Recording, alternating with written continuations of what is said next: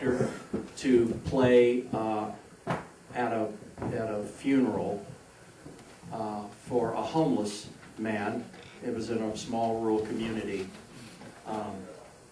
that's just north of where I live, up in the foothills of what they call the mother lode of California. And so it was an area I knew. This fellow was known in the community. He had lived as a homeless person for a long time.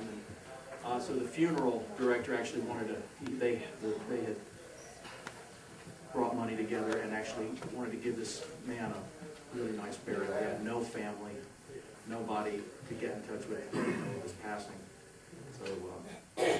So he asked me to come up and play, and I said I would be absolutely delighted to do so. But he gave me directions, and of course, being a typical man, I got lost and did not ask for directions. And anyway, I wound up. I finally got to this cemetery up north of Oroville, California, and I was an hour late, and I felt really bad. So there was no one was there left. Everybody was gone except the diggers, the crew that had dug the grave. So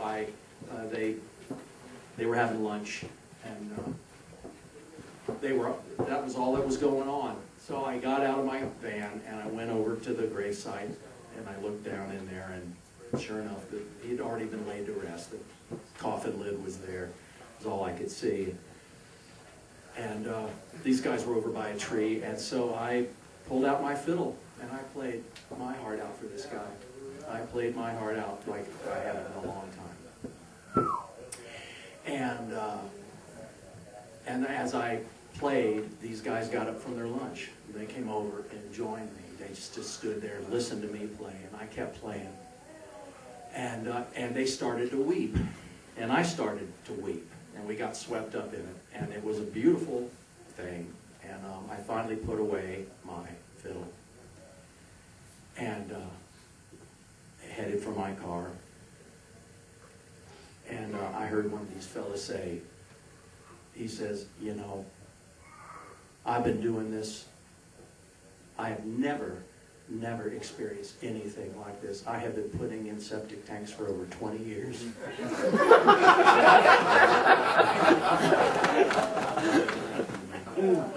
That's everything. That's everything. I'm so surprised that more people are not laughing.